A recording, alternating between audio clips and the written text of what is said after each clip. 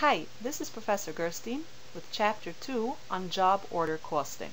Managers need to assign cost to products to help with external financial reporting as well as internal decision making. There are different ways of assigning costs to products. We're going to start with something called job order costing, which is a type of absorption costing system.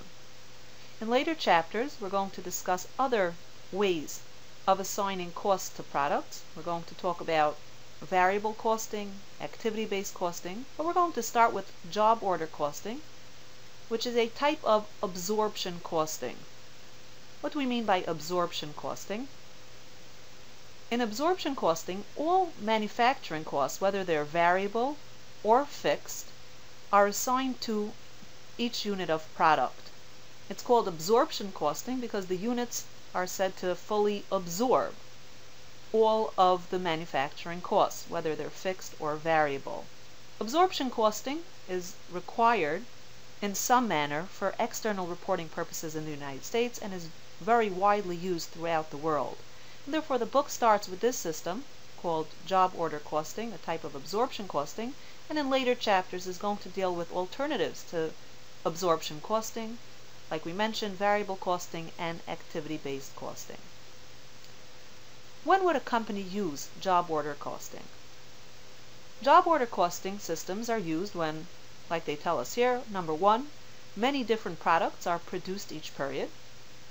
The products are manufactured to order, and the unique nature of each order requires tracing or allocating costs to each job and maintaining cost records for each job. So we're dealing with a company that has many different products, but each product is manufactured to order, and since each order has its unique nature, we're going to have to trace or allocate the cost to each specific job. Examples of companies that would use job order costing would include Boeing, which deals with aircraft manufacturing, Bechtel International, which is construction, or Walt Disney Studios, which produces movies and entertainment parks.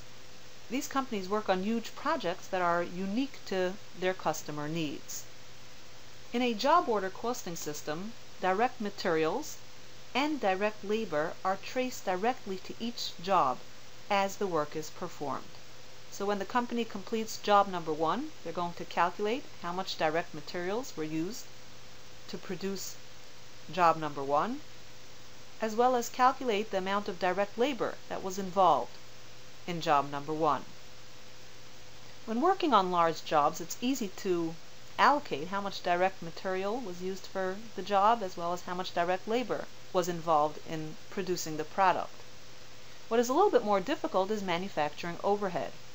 Manufacturing overhead, which we talked about in Chapter 1, includes indirect materials and indirect labor that is difficult to trace to specific jobs. So therefore, in job order costing, what we're going to do with manufacturing overhead is we're going to allocate manufacturing overhead to all jobs rather than trace it directly to specific jobs. This slide gives us a job cost sheet. A job cost sheet is used by the accounting department to track the direct and indirect costs associated with a given job. If you notice on the job cost sheet, each job is given a unique number which identifies the job, and it's going to report the amount of direct materials, direct labor, and manufacturing overhead that are accumulated for this particular job. We're going to talk about a little bit later in this chapter the different accounts used in accounting for product costs in managerial accounting, and one of those accounts is the work in process account. This job cost sheet is a subsidiary ledger to that work in process account, but we'll talk about that a little bit later. This hypothetical company, Pear Company, is manufacturing a wooden cargo crate. It's going to list the direct materials, direct labor, and manufacturing overhead, as well as the total cost and the unit product cost. When Pear Company receives a sales order to manufacture this cargo crate, you're going to issue a production order, and the production department is going to prepare this materials requisition form. On this materials requisition form, they're going to specify the type the quantity, the amount, and the total cost of the material that would be needed in order to fill that order. So on this materials requisition form, we specify what job number these materials are going to be used for. We give a description of what materials are needed, the quantity, so we're asking for 12 2x4s and 20 1x6s. We show what the unit cost is for each of those items, as well as the total cost, as well as the total for all the items requested. Then the person in charge of the storeroom is going to issue this lumber as soon as the materials requisition form has been authorized. A manager will sign off on it, and they will issue that lumber to be used in job number A143. Once the materials are issued by the storeroom, this total of $116 for direct material is going to be put onto that job cost sheet. So if we look back at our job cost sheet, we would see that direct materials for this job cost $116. We list as well what that requisition number is from the previous slide, so that we have a reference back to that initial source document for that material requisition form. If anyone ever wants to look at the source for that $116 of direct material, they can go back to requisition form X76890, and they can look at the details that make up that $116 total. Where is direct labor reported? Well, the company is going to have an employee time ticket. The workers are going to use time tickets to record the amount of time that they spent on each job. So we have this employee, IM skill, his start and end times, the amount of hours that he worked, the rate he gets paid per hour, as well as the total for this job. So this employee worked 8 hours on job A143. He's getting paid $11 an hour for a total of $88. And we have a reference number. This time ticket number is number 36. And we're then going to transfer this information again to that job cost sheet. On the job cost sheet, we're going to say that this information is coming from ticket 36, where the employee worked for 8 hours for a total of $88. So under our cost summary, we're going to list direct labor for this job is $88. So like we saw, direct materials and direct labor are simply taken from the materials requisition form as well as employee time tickets. Manufacturing overhead is a little bit more complicated. Let's take a look at that. What we're going to start off with is we're going to compute a predetermined overhead rate. As we spoke about in Chapter 1, manufacturing overhead is an indirect cost, which means that it's either impossible or very, very difficult to trace manufacturing overhead to a particular job or product. And as we mentioned in Chapter 1, manufacturing overhead can consist of many different items. It can include the grease that was used in the machines, or the annual salary of the production manager. We also mentioned, though, that manufacturing overhead consists of, in a large part, fixed costs, such as depreciation or salaries. These fixed costs remain relatively constant from period to period, even though the amount of units that the company may produce from period to period can vary a lot. So while the fixed costs remain sort of constant, since the amount of units that the company produces can change, the average cost per unit can vary from period to period. Because of this, we're going to need to allocate manufacturing overhead. We're going to use what we call an allocation base. An allocation base, such as, like they tell us here, direct labor hours, direct labor dollars, or machine hours, is going to be used to assign manufacturing overhead to individual jobs. Since we can't specifically trace manufacturing overhead to one particular job, or it's very difficult to do so, we're going to use an allocation base in order to assign manufacturing overhead to individual jobs. Again, in order to allocate manufacturing overhead, we're going to use an allocation base in order to assign these costs to products or services. Manufacturing overhead is usually assigned to products using a predetermined overhead rate. what is this predetermined overhead rate? This rate is going to be used to apply overhead to jobs before the period begins. We're going to calculate an overhead rate, but we're going to do so before we actually know what the total manufacturing overhead is going to be for that period. How do we calculate this predetermined overhead rate? Well, like they show us here, our numerator is going to be estimated total manufacturing overhead costs for the coming period. We're going to estimate how much we think will be total manufacturing overhead for the coming period, and we're then going to divide that number by the estimated, again notice the word estimated, since we're doing this before anything has actually happened, we're going to divide it by an estimated total number of units in the allocation base for the coming period.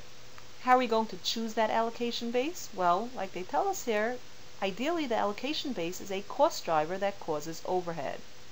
The more direct labor hours that are worked, the more costs are going to be incurred.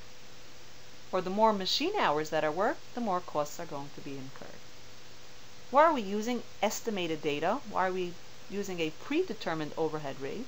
Well, managers don't want to wait till the end of the period to find out an actual number for manufacturing overhead. They'd like to assign manufacturing overhead to each job, and they don't want to wait until the end of the period. And in addition, actual overhead costs can fluctuate seasonally and can therefore provide misleading information for making decisions. Now that we saw the basic formula for computing the predetermined overhead rate, where we saw that we took the estimated total manufacturing overhead cost for the coming period divided by the estimated total number of units in the allocation base, let's see how this would play out. To come up with that predetermined overhead rate, number one, we're going to have to estimate the total amount of the allocation base, which was our denominator. We're going to have to estimate how much we think we're going to be producing in the coming period, and how much that allocation base would be for the coming period. We're also going to have to estimate the total fixed manufacturing overhead costs for the coming period, as well as the total variable manufacturing overhead costs per unit of that allocation base. How are we going to come up with that estimated total manufacturing overhead cost? We're going to use the equation y equals a plus bx, which we spoke about in chapter 1, where y equals the estimated total manufacturing overhead cost, a is the total fixed manufacturing overhead cost, b is the estimated variable manufacturing overhead cost, and x is the amount of allocation base. Once we do all that, we're going to be able to compute the predetermined overhead rate. So let's look at this process a little bit more closely, using numbers rather than words so that we understand it. They tell us here that Pear Company estimates that it will require 160,000 direct labor hours to meet the coming period's estimated production level. In addition, the company estimates total fixed manufacturing overhead at $200,000 and variable manufacturing overhead costs at $2.75 per direct labor hour. So if we take our equation, y equals a plus bx, where a is the fixed cost, our fixed manufacturing overhead is $200,000, b is our variable manufacturing overhead cost per unit, which is $2.75 per direct labor hour, and we estimate that we're going to have 160,000 direct labor hours. So our fixed manufacturing overhead is $200,000 plus our variable $2.75 multiplied by 160,000 gives us the $440,000. If we add the two together, our fixed manufacturing overhead plus the variable portion of our manufacturing overhead, we now have the numerator of our formula, the total estimated manufacturing overhead for the coming period. The company has estimated that they're going to be using 160,000 direct labor hours to meet the coming period's production level, and we're therefore going to use that 160,000 in our denominator. We're going to divide by that allocation base of direct labor hours. So our predetermined overhead rate is the total estimated manufacturing overhead, which is comprised of both fixed and variable manufacturing overhead, divided by the allocation base, our 160,000 estimated direct labor hours. So if you do the math, our predetermined overhead rate equals $4 per direct labor hour. Now that we know our rate is $4 per direct labor hour, and we have an estimated amount. If we go back to our job order cost sheet, if you remember, the employee that worked on job number A143 had worked 8 hours. We now have calculated a manufacturing overhead rate of $4 an hour. So if we take the number of hours worked on this job and multiply it by that rate for manufacturing overhead, that will give us the total manufacturing overhead that we're going to allocate to job A143. So we take our predetermined overhead rate, which was $4 per direct labor hour. In this job, they actually worked 8 labor hours, and therefore the total manufacturing overhead that we're going to assign to job A143 is going to be a total of $32. We now have direct materials, direct labor, and manufacturing overhead. So the next step is to calculate the total cost for job A143. If we add all of them together, the total cost for this job is $236. They tell us on the top that they completed 2 units for this job, and therefore the unit product cost is $118. We took the $236 of total product cost for this job and divided by the number of units that were completed during this job for a unit product cost of $118. Let's do a quick check to see if we can do this on our own. They tell us job WR53 at NW Fab Incorporated required $200 of direct materials and 10 direct labor hours at $15 per hour. They tell us that estimated total overhead for the year was $760,000 and estimated direct labor hours were $20,000. They ask us what would be recorded as the cost of job WR53.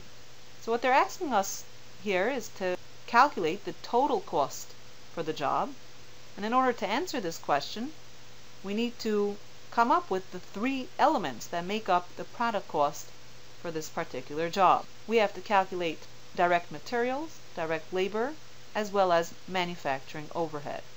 You may want to pause the recording at this point to see if you can do this quick check on your own before listening to how we solve it. The first thing that they do here is they calculate the predetermined overhead rate.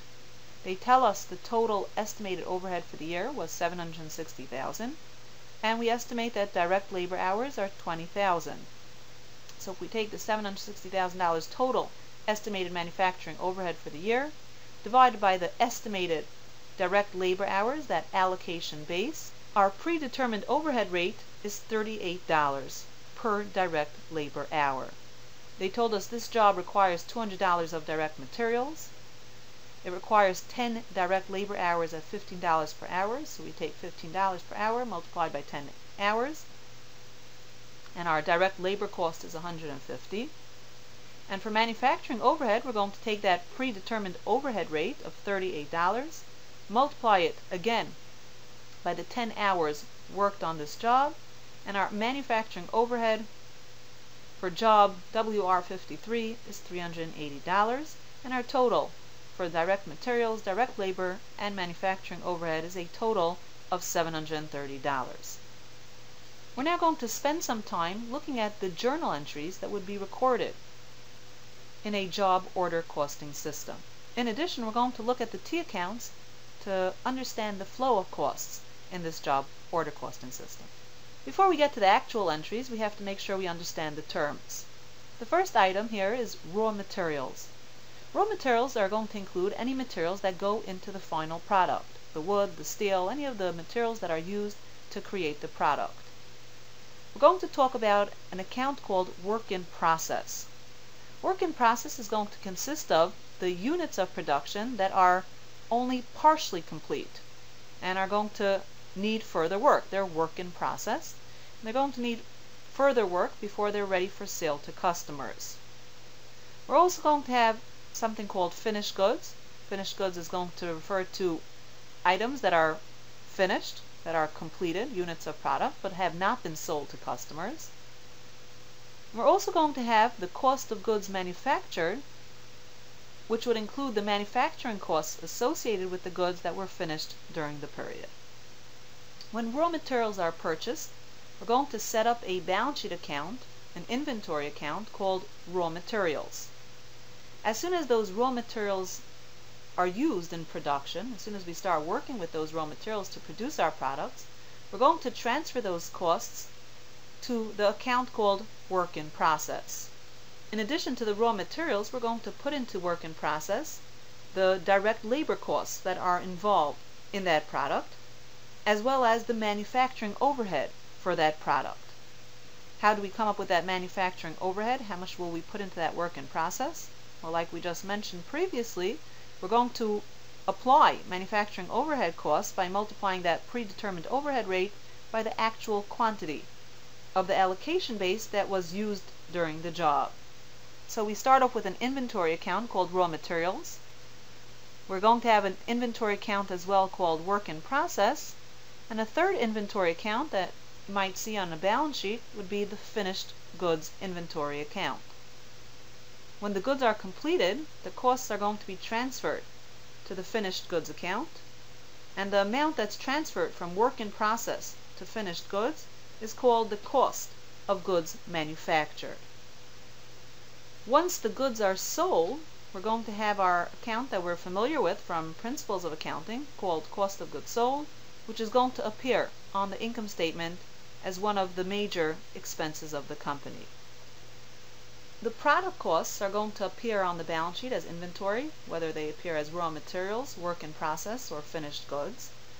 But the period costs, which we spoke about in Chapter 1, which includes selling and administrative expenses, are not going to show up on the balance sheet. They're going to go straight onto the income statement as selling and administrative expenses. These expenses are going to be recorded on the income statement during the period in which they're incurred. Let's try to understand this a little bit more by looking at some T accounts. When the company purchases raw materials, they're going to debit an account called raw materials for the materials that are purchased. They're going to debit raw materials and credit accounts payable.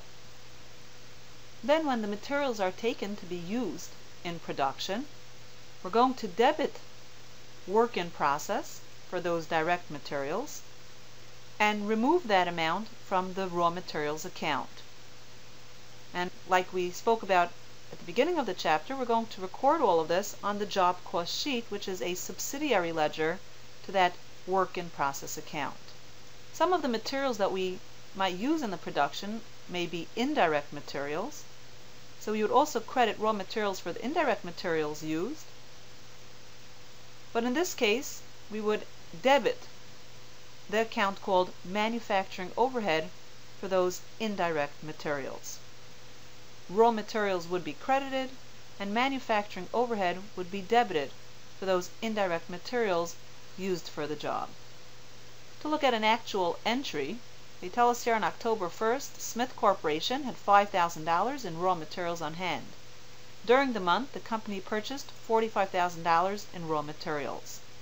So when the company purchases raw materials, we're going to debit that inventory account called raw materials for $45,000. We're going to set up our accounts payable, if we aren't paying immediately with cash, for the same $45,000. Next, they tell us on October 3rd, Smith had $43,000 in raw materials requisitioned from the storeroom for use in production. These raw materials included $40,000 of direct material and $3,000 of indirect materials.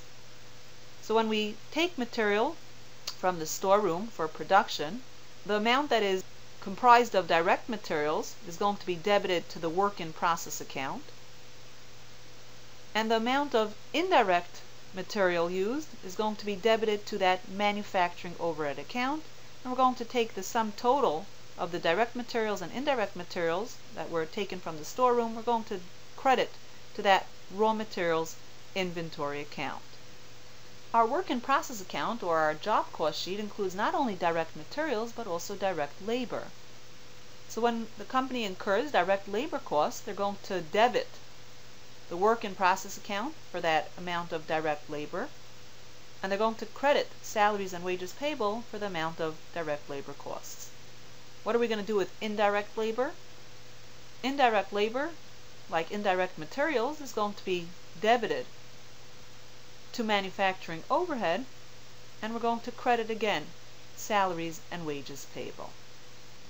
So to look at an entry, during the month, the employee time tickets included $35,000 of direct labor and $12,000 for indirect labor. Once again, the direct labor is going to go into the work in process account, and the indirect labor is going to go into the manufacturing overhead account, and the sum total of the two is going to be credited to salaries and wages payable. The manufacturing overhead account can include other items other than indirect labor and indirect materials. So any additional manufacturing overhead amounts are going to be debited to that manufacturing overhead account and added to the amount that we've already recorded for indirect materials and indirect labor. Notice that when we deal with the manufacturing overhead account, the debit column is the amount of actual overhead that's incurred during the period. So if we're going to be debiting manufacturing overhead for other overhead costs, we would have a credit side to the entry, which they don't put here, which may include many different types of liability accounts, for example, accounts payable or property tax payable, prepaid insurance, or accumulated depreciation. So to look at the entry for this, they tell us during the month the company incurred the following actual overhead costs. Number one, they had utilities, heat, water, and power. That cost $1,700. They had some depreciation of factory equipment for $2,900, and property taxes payable on the factory for $1,000. They're going to add all these actual manufacturing overhead costs to the manufacturing overhead account. Again, it's going to be debited for the actual costs involved, and the credit side is going to be recorded as utilities payable, accumulated depreciation, and property taxes payable. The manufacturing overhead account is a clearing account. Our debit column is going to be the actual amount of overhead incurred during the period. The credit amount is going to be the amount of overhead that we have applied to work in process. Remember, when we apply overhead, we're using a predetermined overhead rate, which is working with estimates. We're coming up with that predetermined overhead rate before the period actually begins and before actual overhead costs are incurred. So when we assign overhead, when we apply overhead, that overhead that we apply is most probably not going to be equal exactly to the manufacturing overhead that is actually incurred during the period. So the amount that we put into the work in process account for applied overhead based on that predetermined overhead rate is almost always going to be different than the amount of actual overhead that we're going to record for the period. Since there's going to be a difference between the amount that we apply for overhead and the actual amount of overhead that is incurred during the period, we're going to have to make a year-end adjustment. We'll talk about this year-end adjustment a little bit later. So to look at the entry for applying manufacturing overhead, they tell us Smith uses a predetermined overhead rate of $3.50 per machine hour. During the month, 5,000 machine hours were worked on the job. So they're giving us our predetermined overhead rate, again, which is working with estimated amounts. And our predetermined overhead rate is $3.50 per machine hour. We take that $3.50, we multiply it by the 5,000 machine hours that were worked on the job, and we're going to put into our work in process account for manufacturing overhead $17,500. We're going to debit work in process, and we're going to credit the manufacturing overhead for the amount of overhead that's applied for the period. Remember that when we debit the account called manufacturing overhead, that's for the actual overhead that's incurred during the period. But when we use our predetermined overhead rate to apply overhead to work in process, we're going to be crediting the manufacturing overhead account. As we mentioned in the previous slide, period costs are not directly related to the actual manufacturing of the products, and therefore we expense them as incurred. So these non-manufacturing costs are not assigned to individual jobs, rather they are expensed in the period incurred. For example, salary expense of employees who work in marketing or selling or in an administrative capacity are going to be expensed in the period incurred, and they're not going to be assigned to a specific job. In addition, expenses like advertising are going to be expensed in the period incurred. So these non-manufacturing costs are not going to go into the manufacturing overhead account. These non-manufacturing costs are not assigned to specific jobs or individual jobs, but they're expensed in the period incurred. So to record these expenses, we're simply going to debit our expense accounts and set up our liability accounts for the amount that we're going to be paying. So they tell us during the month, Smith incurred but has not paid sales salaries of $2,000 and advertising expenses of $750. So we're going to debit or accrue our salary expenses, our advertising expenses, and set up our liability accounts.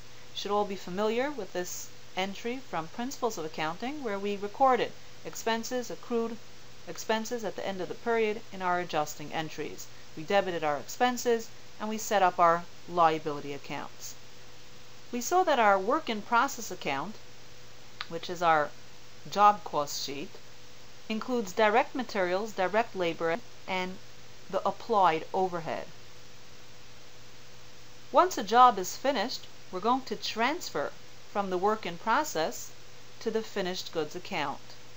So the cost of the goods that we've manufactured, which includes direct materials, direct labor, and overhead, is going to be transferred to the finished goods inventory account. So they tell us here, during the period, Smith completed jobs with a total cost of $27,000. So we're going to debit our inventory account called finished goods for $27,000, and we're going to credit our work in process account for $27,000. We now have an inventory account called finished goods. Once those finished goods are sold, we're going to credit the finished goods account, credit that inventory account, and debit our expense account called cost of goods sold. So when the finished job is actually sold to the customer, the cost of that job is going to be transferred from the finished goods inventory to cost of goods sold. And I hope you remember that cost of goods sold is our income statement account and is one of the major expenses of the company. So like they tell us, Smith sold $27,000 worth in finished goods inventory to a customer for $43,500 on account. So I hope you remember this entry from Principles, where we debit accounts receivable for the amount that we're charging our customer, we credit our revenue account, our sales account, and we then put in our expense of $27,000, our cost of goods sold, and take the same amount out of our inventory account called finished goods. So when we sell our product, we have a two-part entry. Number one, we're going to record the revenue portion, debit accounts receivable and credit sales, as well as the expense portion, debiting cost of goods sold and removing that amount from inventory. The difference between the $43,500 worth of sales and our expense called cost of goods sold is going to be the company's gross margin, which in this case would be the difference of $16,500. The next thing we're going to look at is a schedule of cost of goods manufactured and cost of goods sold and an income statement for our company.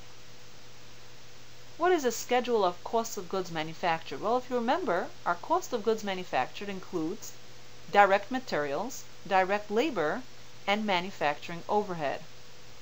These are the items that would appear on that job cost sheet: the direct materials, the direct labor, and the amount of manufacturing overhead that once again is applied to production based on that predetermined overhead rate. This schedule of cost of goods manufactured is going to calculate the manufacturing costs associated with the goods that were finished during the period. We're going to start off with our raw materials account. Like any inventory account, we have a beginning raw materials inventory. We're going to add to that the amount of raw materials that we purchased during the period, and that gives us the amount of raw materials that are available for use in production. We're going to have an amount of ending raw materials inventory, and the difference between the raw materials available and ending raw materials is going to be the raw materials that were actually used in production. So any raw materials that were purchased during the year are going to be added to the beginning raw materials inventory. We're then going to come up with the amount of raw materials that were actually used in production, And as the items are removed from the raw materials inventory and placed into the production process, we're going to call them direct materials. In addition to direct materials, we're also going to put in to our manufacturing costs the direct labor that was incurred to complete the job, as well as the manufacturing overhead that we applied to that particular job. The total of direct materials, direct labor, and manufacturing overhead is the total manufacturing costs for the job. If you remember from Chapter 1, the sum of direct materials and direct labor is called prime costs, and the sum of direct labor and manufacturing overhead is called conversion costs. These are the costs that we need to convert direct materials into a finished product. Our work in process account is also an inventory account, so we're going to start our work in process account with beginning work in process. We're going to add to that the total manufacturing costs, which we calculated, the total of direct materials, direct labor, and manufacturing overhead. So if we take our beginning work in process plus the total manufacturing costs, that's going to give us the total work in process for the period. So like they tell us here, all manufacturing costs added to production during the period are added to the beginning balance of work in process. So we start off with raw materials. Once we know the amount of raw materials used in production, we can add direct labor and manufacturing overhead. That's going to give us our total manufacturing costs. Those manufacturing costs are going to be added to the beginning work in process inventory amount to give us the total work in process for the period. We then can subtract out the ending work in process inventory. That's going to leave us with what we call cost of goods manufactured. As they tell us here, costs associated with the goods that are completed during the period are then transferred to the finished goods inventory. Now that I have the cost of goods manufactured, I can take that number and transfer it to finished goods. Again, finished goods is an inventory account, so we start off the period with beginning finished goods inventory. We add to that the cost of goods manufactured, and that gives us the cost of goods available for sale. We then can subtract out the ending finished goods inventory, and we can come up with our cost of goods sold.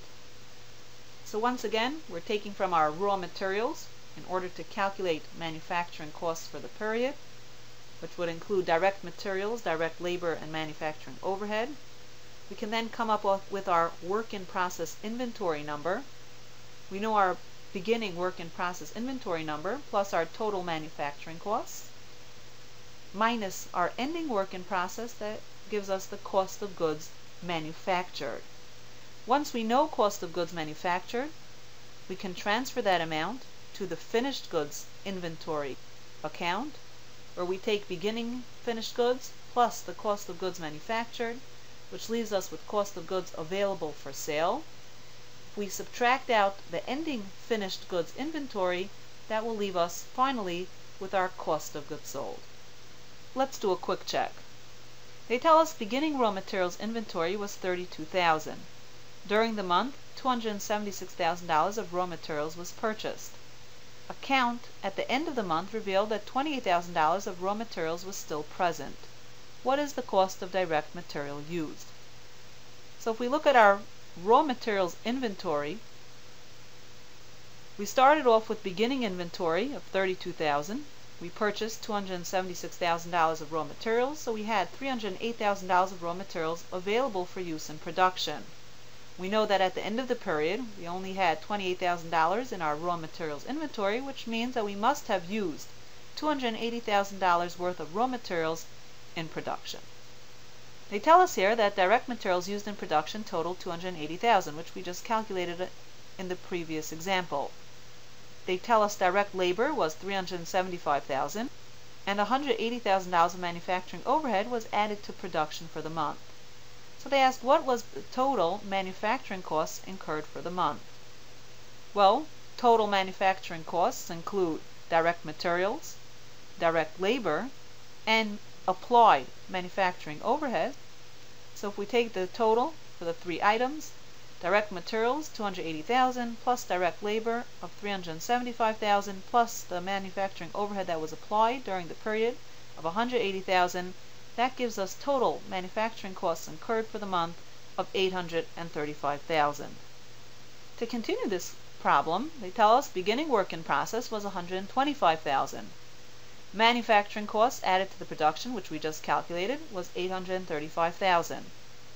There were $200,000 of partially finished goods remaining in work in process inventory at the end of the month. So the question here is, what was the cost of goods manufactured during the month? To calculate the cost of goods manufactured during the month, we have to analyze the work in process account. We started off with a work in process inventory of $125,000. We added to that the manufacturing costs incurred for the period of $835,000, which was our direct materials, direct labor, and manufacturing overhead, which was applied during the period, and that gives us a total for work in process during the period of $960,000. We can then subtract out what is left in our work in process account. They tell us there were $200,000 worth of partially finished goods remaining in work in process, so we subtract that out, and that will leave us with cost of goods manufactured of $760,000. So once again, when we're trying to come up with our cost of goods manufactured for the period, we're going to be analyzing our work in process account. The last thing we need to do is to calculate cost of goods sold. So they tell us here beginning finished goods inventory was $130,000. The cost of goods manufactured for the month was $760,000. And the ending finished goods inventory was $150,000. So they ask us what was the cost of goods sold for the month. To calculate cost of goods sold, we're going to take our beginning finished goods inventory of $130,000. We're going to add the cost of goods manufactured, which we calculated at $760,000. That's going to give us the cost of goods available for sale of $890,000. We're then going to subtract out the ending finished goods inventory of $150,000, leaving us with $740,000 of cost of goods sold. We mentioned previously that the manufacturing overhead account is going to include the actual overhead as well as the applied overhead. The debit column is going to be for actual overhead costs incurred, and the credit column is going to be for the applied overhead. We also mentioned that most probably, in most cases, the actual overhead for the period will not be equal to the applied overhead for the period. We're therefore going to have either underapplied or overapplied overhead cost. So we're going to take a look at that in the next section. As we mentioned, when we apply overhead based on a predetermined overhead rate, it's likely that the amount of overhead that we apply is going to be very different than the amount of overhead that's actually incurred during the period. When there is a difference, we refer to it as either underapplied or overapplied overhead. As they tell us here, underapplied overhead exists when the amount of overhead applied to jobs during the period using the predetermined overhead rate is less than the total amount of overhead that is actually incurred during the period. Overapplied overhead means that the amount of overhead applied to jobs during the period using that predetermined overhead rate is greater than the total amount of overhead actually incurred during the period. So the amount that we applied to manufacturing overhead based on that predetermined overhead rate, which we put into the work in process account as manufacturing overhead, and the actual overhead costs, which we put into our debit column of manufacturing overhead, is going to be very often different, and we're therefore going to have this underapplied or overapplied overhead. Let's look at an example. They tell us here that Peer Company's actual overhead for the year was $650,000, with a total of $170,000 of direct labor hours worked on jobs. So they ask us here how much total overhead was applied to Peer Company's jobs during the year. Use Peer Company's predetermined overhead rate, which we had figured out previously, which was $4 per direct labor hour. So the amount that we applied during the period, we took our predetermined overhead rate of $4 per direct labor hour, and if we multiply it by 170,000 direct labor hours that were actually worked, our overhead that we would have applied during the period would be $680,000. Once again, we're taking that predetermined overhead rate, which is based on estimated amounts, and we're multiplying by the actual direct labor hours worked during the period, and that gives us our manufacturing overhead that was applied during the period. They had told us that the actual overhead for the year, though, was $650,000. Since we applied $680,000 to manufacturing overhead to that work in process account, but actual overhead was only $650,000, Peer Company has overapplied overhead for the year of $30,000. We had debited manufacturing overhead for actual overhead costs of $650,000, and we had debited work in process and credited manufacturing overhead for $680,000 of applied manufacturing overhead. We therefore have a difference between actual and applied of $30,000. What are we going to do with this? How are we going to get rid of it? So in order to dispose of underapplied or overapplied overhead, we know that the actual overhead costs were $650,000 and the applied overhead was $680,000, which means we had $30,000 which was overapplied. Our manufacturing overhead account therefore has a $30,000 balance, which represents the overapplied overhead for the year. We're going to close this $30,000. We're going to debit manufacturing overhead for $30,000 of overapplied overhead, and we're going to credit Peer Company's cost of goods sold account. If manufacturing overhead would have been underapplied, which means actual overhead would have been $680 and overhead applied would be $650, the manufacturing overhead account would have a $30,000 debit balance. In order to close out a $30,000 debit balance, we would have to credit manufacturing overhead by $30,000, and we would have to add to cost of goods sold $30,000. We would debit cost of goods sold $30,000 and credit manufacturing overhead for $30,000 if manufacturing overhead had been underapplied during the year.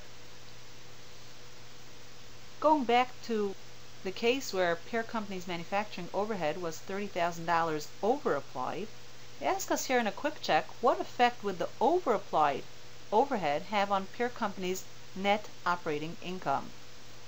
Since the entry to close out that overapplied overhead was a debit to manufacturing overhead of $30,000 and a credit to cost of goods sold by $30,000, the answer here would be A. Net operating income would increase. Since we're lowering cost of goods sold, lowering our expense account by $30,000, our net operating income is going to increase. Let's take another example. They tell us here Tiger Incorporated had actual manufacturing overhead costs of $1,210,000 and a predetermined overhead rate of $4 per machine hour. Tiger Incorporated worked 290,000 machine hours during the period. And they ask us, Tiger's manufacturing overhead is overapplied, underapplied, and by how much?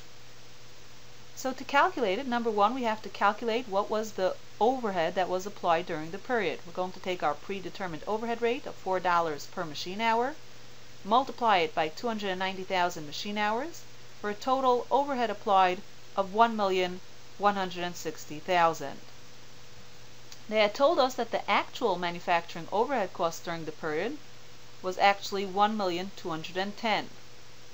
So in this scenario, we have underapplied overhead. Remember that underapplied overhead means that the amount of overhead applied to jobs during the period using that predetermined overhead rate is less than the total amount of overhead that's actually incurred during the period. So our actual overhead that was incurred was $1,210,000, and the applied overhead was less than that. The applied overhead was only $1,160,000, and therefore we had $50,000 of underapplied overhead. Up until this point, we've assumed that the company is using one single predetermined overhead rate for the entire factory. But in fact, most companies, most large companies, will very often use many different predetermined overhead rates. Of course, it's going to be much more complex. However, the use of multiple rates is of course going to increase accuracy in this allocation process because it's going to reflect the differences across departments and how overhead costs are actually incurred. For the most part, we're always focusing on manufacturing companies, but we shouldn't forget that job order costing can also be used in a service company. For example, in a law firm, each client represents a job. So the legal forms and similar inputs are going to represent the direct materials that are used for the job. The amount of time that the attorneys spend is going to be the direct labor, and the costs of secretaries, rent, depreciation, and so on would be the manufacturing overhead for the job. So although our focus is primarily on manufacturing companies, we shouldn't forget that service companies also use these job order costing systems. That's it for Chapter 2. Don't forget to listen to recordings of examples for Chapter 2 to make sure that you have a complete understanding of the topics that we've discussed. See you there.